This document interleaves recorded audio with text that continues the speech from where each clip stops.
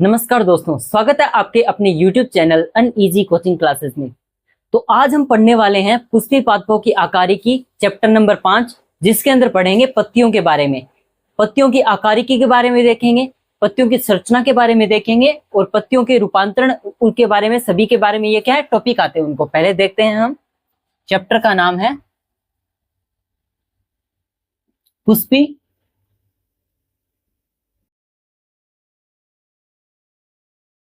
पादपों की आकारिकी।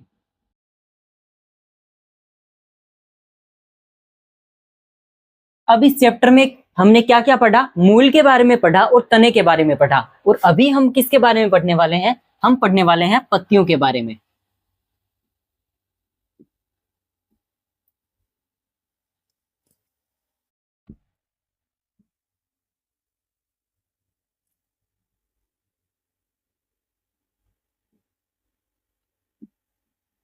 अब पत्तियां क्या होती है? लीफ या फिर पत्तियां। अगर पत्तियों की बात करें तो अहम भूमिका निभाती है। क्या प्लांट के अंदर यह बहुत ज्यादा अहम भूमिका निभाती है। अब इसके कार्य के बारे में भी देखेंगे और देखते हैं इनके अंदर टॉपिक कौन कौन से आएंगे। पहले आ जाएगा पत्तियों की या पत्ती की संरचना। दूसरा इसका पॉइंट आ जाएगा सीरा विन्यास। इसके बाद आ जाएगा पत्ती के प्रकार और इसके बाद आ जाएगा पत्तियों के रूपांतरण। तो हम अभी इन्हीं के बारे में देखने वाले हैं। हम देखते हैं सबसे पहले पत्ती की संरचना। अगर हम पत्ती की संरचना देखें तो ये सबसे पहले तना आ जाता है। अब तना आने के बाद अब तने के ऊपर क्या लगेंगे, जिसके बाद तने के पास होंगी कक्षत कलिकाएं यहां पर। और इससे किस किस का निर्माण होता है? इससे निर्माण होता है हमारे शाखाओं का। और ये शाखाएं बाद में पत्तियों को निर्मित करती है। अब पत्तियां इनसे निर्माण होती है। जैसे ये इतना हिस्सा मान लेते हैं हम, इसको बोलते हैं पर्णाधार। पर्णाधार यानी लीफ बेस। इस पर क्या लगी रहती है?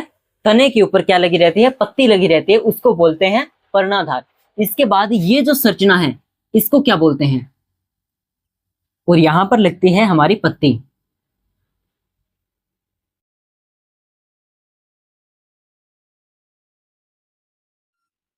इस प्रकार से यहां पर पत्ती लगती है और ये हो जाती है पर्णवृंत। पर्णवृंत यानी ये इसको सहारा देता है और पत्ती को लगे रहने में मदद करता है। तो ये होता है पर्णवृंत और ये हो जाती है मध्य सिरा। मध्य सिरा। मध्य सिरा से क्या निकलती है? और छोटी सिराएं निकलती हैं इस प्रकार से। अब मध्य सिरा से ये सिराएं निकलती है, इनको बोलते हैं सिराएं, यानी इनको सिराएं ही बोलते हैं। और इनसे और छोटी छोटी और संरचनाएं निकलती है, यानी ये ऐसे जाल जैसी बना लेती है। ये छोटी संरचनाएं होती हैं सिरिकाएं।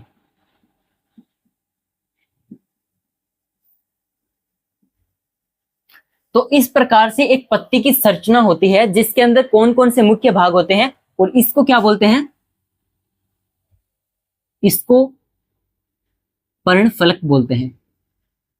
पर्णफलक या फिर सतारिका। ये भी देख लीजिएगा।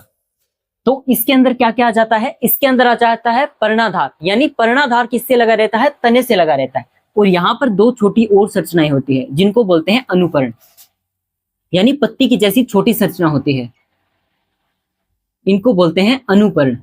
छोटी, अनु का मतलब होता है छोटा और पर्ण यानी पत्तियां, छोटी पत्तियां। तो इनको अनुपर्ण बोलते हैं, जो लगी रहती है पर्णवृंत जहां से स्टार्ट होता है वहां से, यानी अनुपर्ण से पर्णवृंत लगा रहता है, और वहां से किसका निर्माण होता है, बाद में निर्माण होता है पत्ती का, और वही पत्ती लगी रहती है इस पर्णवृंत पर, और ये इसकी मदद करता है एक जगह पर इसको स्थायित रखने के लिए। और इस पूरी संरचना को क्या बोलते हैं, स्तरिका। और इस स्तरिका के अंदर एक मध्य में क्या होती है, मध्य शिरा, जिसको क्या बोलते हैं, मध्य शिरा। और मध्य शिरा के बाद इनसे शिराएं निकलती हैं, और शिराओं से और ज्यादा छोटी सिरिकाएं निकलती है। तो इस प्रकार से हमने किसको देख लिया, हमने ये कंप्लीट कर लिया है हमारा पत्ती की संरचना। अब देखने वाले हैं सीरा विन्यास, यानी सीरा विन्यास बोलते किसको है। इससे पहले देख लेते हैं पत्ती के क्या कार्य है। अब पत्ती के मुख्य कार्य क्या है, पत्ती के मुख्य कार्य यही होते हैं कि पौधे को भोजन देना, यानी भोजन बनाकर कौन देता है पौधों को, ये पत्तियां देती है। और साथ में क्या है, ये मदद करती है एक जगह से दूसरी जगह पर किसका, भोजन को स्थानांतरित करने के लिए। इनके अंदर जाइलम व फ्लोएम, ये जो आपको दिख रही है सिरिकाएं, ये सिरिकाएं किसमें काम में आते हैं, ये सिरिकाएं पत्ती के अंदर, यानी जो भोजन निर्माण होता है या फिर जो जल वगैरह आता है उनको एक जगह से दूसरी जगह पर जाने के लिए नलिकाओं का कार्य करती है। तो यही इन चीजों का क्या है, मुख्य कार्य है। और साथ में इसके ऊपर हरित लवक होते हैं, जिस रीजन से ये किसका निर्माण करती है, भोजन का निर्माण करती है। तो मुख्य पत्ती का यही कार्य होता है। और मुख्य कार्य के रूप में ये जो पर्णवृंत होता है इसको पकड़े रखता है। और पर्णवृंत क्या है, इसको ऐसे बार बार ऊपर नीचे हिलाने में मदद करता है। ऐसे ही हिलती रहेगी पत्ती हवा की वजह से, जिससे फ्रेश हवा इसके अंदर से होती रहेगी बार बार, और पौधे को क्या मिलती रहेगी, फ्रेश हवा। तो पर्णवृंत का भी कार्य आ गया यहाँ पर, एक जगह पर स्थायी रखता है और लचीला होता है, ये देख लीजिएगा। और साथ में ये अनुपर्ण, जहां से और ज्यादा पत्तियां निकलती हैं, तो इसी को हम बोलते हैं पत्ती। पत्ती की हमने ये देख ली है चीजें, पत्तियां जैसे अग्राभिसारी रूप में लगी रहती है। ये भी क्या होते हैं, पत्तियों के अलग अलग प्रकार होते हैं लगने के, किस प्रकार से लगेंगी वो हम आगे अगले चैप्टर में, यानी आगे और देखेंगे इसके बारे में। तो अभी देखने वाले हैं हमने किसकी बात कर ली, अभी बात कर ली हमने पत्तियों की संरचना के बारे में। अभी देखने वाले हैं सीरा विन्यास के बारे में।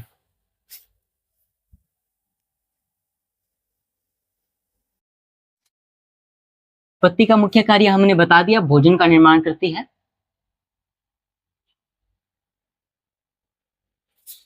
अब बात करते हैं सीरा विन्यास।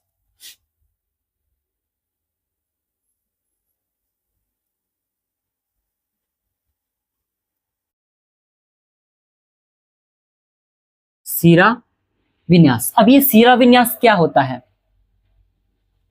सीरा विन्यास, सीरा और विन्यास, यानी कुछ कुछ नाम से स्पष्ट हो रहा है कि सीराओं के बारे में देख रहे हैं। अब ये सीराएं कौन सी है, पत्तियों की सीराएं हैं।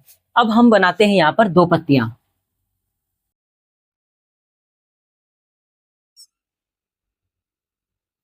अब ये दो पत्तियां बनाते हैं। सबसे पहले ये एक पत्ती आ गई, और ये दूसरी पत्ती इस प्रकार से आ गई।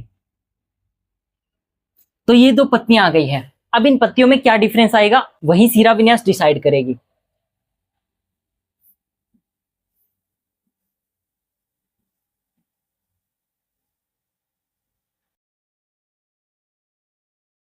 तो इसमें क्या है, और छोटी छोटी क्या है, सिरिकाएं निकली हुई हैं।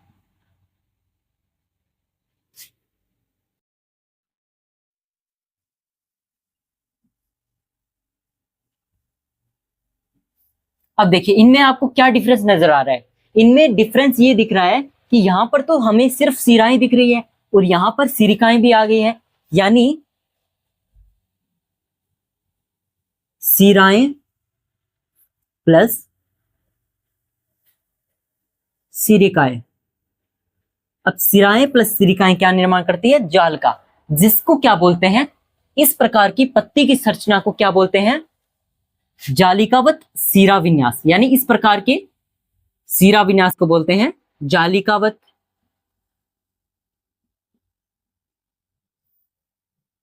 सीरा विन्यास।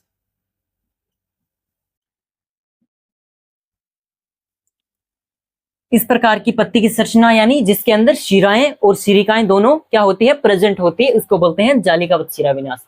और इसके अंदर हमको क्या दिखाई नहीं दे रहा, इसके अंदर हमें नहीं दिखाई दे रहा सिराएं यानी सिरिकाएं, जो छोटी सिरिकाएं ये जो जाल बनाती है वो हमको दिखाई नहीं दे रही, इसलिए इसको बोलते हैं समांतर शिरा विन्यास।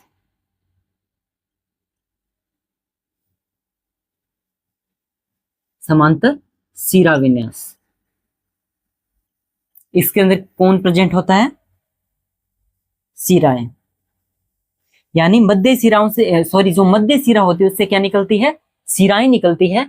इसके अंदर केवल सिराएं ही प्रेजेंट होती है, इसी रीजन से इसको समांतर बोलते हैं और इसके अंदर जाल बना लेती है, इसलिए इसको जालिकावत शिरा विन्यास बोलते हैं। अब ये किन किन में पाई जाती है वो भी देखते हैं।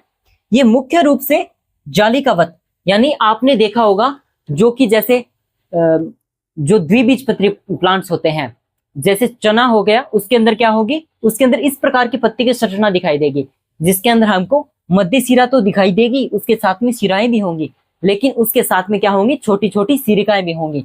यहीं इसके विपरीत अगर देखें तो ये किसमें पाई जाती है? एक बीजपत्री में। और एक बीजपत्री में क्या होता है? केवल सिराएं प्रेजेंट होती है। जैसे गेहूं में हो गया या फिर जो केला होता है उसमें भी इस प्रकार की आपने संरचना देखी होंगी, तो वो क्या होते हैं? एक बीजपत्री। ये किसमें पाया जाता है? एक बीजपत्री के अंदर। और ये पाया जाता है द्विबीजपत्री के अंदर। अगर आपको एक बीजपत्री और द्विबीजपत्री को पहचानना हो तो ये मुख्य क्या है? ये मुख्य रूप से एक देखने के लिए दृश्य हम बोल सकते हैं। दृश्य से हम यानी किसी पत्ती को देखकर ही हम पहचान सकते हैं कि ये द्विबीजपत्री है या फिर एक बीजपत्री। तो ये हमारी सहायता में भी मदद करती है, ये जालिकावत और समांतर शिरा विन्यास। हम देखते हैं किसी के अंदर जालिका बनी हुई है ढेर सारी, जैसे पीपल के वृक्ष में भी देखे होंगे आपने, खूब सारी जालिकाएं होंगी, तो वो द्विबीजपत्री के अंदर आ जाता है। और वहीं केले के अंदर क्या होगा? एक बीजपत्री आ जाता है, समांतर शिरा विन्यास होता है इसी रीजन से। तो ये हमारा शिरा विन्यास आ जाता है। तो हमने किसके बारे में बात कर ली? हमने पत्ती की संरचना के बारे में बात कर ली और शिरा विन्यास के बारे में बात कर ली। और इसके बाद क्या क्या आएगा? शिरा जो पत्तियों की संरचना, यानी जो पत्तियों के प्रकार होते हैं उसके बारे में आएगा। जैसे जो सतारिका होती है वो किस किस प्रकार के रूप में पाई जाती है, जैसे कुछ में आपने देखी होंगी इस प्रकार की पत्तियां पाई जाती है, ये भी पत्तियों के प्रकार हैं। इस प्रकार की भी पत्तियां होती है, इस प्रकार की भी पत्तियां होती है। ये सभी क्या है? पत्तियों के प्रकार आ जाते हैं। और ये पढ़ेंगे हम नेक्स्ट क्लास में। और हमने जो आपको सभी बता दिए हैं, आई होप आपको सब अच्छे से समझ आ गया होगा।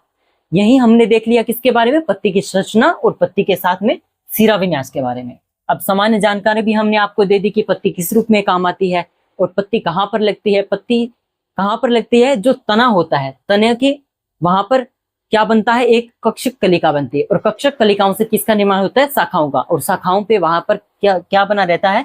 पर्णाधार। पर्णाधार एक जगह पर पत्ती को स्थायी रखने में मदद करता है, जहां से पत्ती का निर्माण होता है। और उसके बाद क्या होगा? जैसे जैसे पत्ती का निर्माण होता है उसको क्या बोलते हैं? जो पत्ती को एक जगह पर इस प्रकार के, इसको क्या बोलते हैं हम? इसको बताया था हमने पर्णवृंत, यानी ये पत्ती को एक जगह पर ठहरे रखता है और इधर उधर ऐसे कंपन करने में मदद करता है। यानी जब जब हवा चलती है तो पत्ती हमको हिलती हुई दिखाई देती है। तो ये फ्लेक्सिबल होने के रीजन से इस प्रकार से हिलती हुई दिखाई देती है। और ये हिलती भी है और साथ में मदद करती है फ्रेश एयर को इधर से उधर जाने में। और पत्ती का और क्या कार्य होता है? पत्ती का वाष्पोत्सर्जन में भी कार्य करती है, क्योंकि इसके अंदर स्टोमेटा या फिर रंध्र पाए जाते हैं। तो जल के नियमन के लिए हो गया और भोजन को बनाने के लिए होगा, और बहुत सारी कार्य है पत्ती के। पत्ती क्या है? एक कायिक मुख्य अंग है पौधे का। तो इसके बारे में, पत्ती के बारे में हमने बात कर ली है। पत्तियों के विन्यास के बारे में बात कर ली है कि विन्यास से हम देख सकते हैं कि एक बीजपत्री है या द्विबीजपत्री है, यानी एंजियोस्पर्म है या फिर एंजियोस्पर्म तो है ही, यानी मोनोकोटिलिडोन है या फिर डाइकोटिलिडोन, उसके बारे में देख सकते हैं। तो हम किसकी बात कर रहे हैं यहाँ पर? एंजियोस्पर्म यानी पुष्पी पौधों की बात कर रहे हैं। तो पुष्प प्रेजेंट इन्हीं में होते हैं। तो हम नेक्स्ट क्लास में पढ़ने वाले हैं हमारे पत्तियों के प्रकार, और साथ में किसको पढ़ेंगे कि पत्तियों के रूपांतरण, यानी पत्ती किन किन में रूपांतरित होती है। तो जुड़े रहे हमारे साथ, मिलते हैं नेक्स्ट क्लास में। तब तक के लिए धन्यवाद।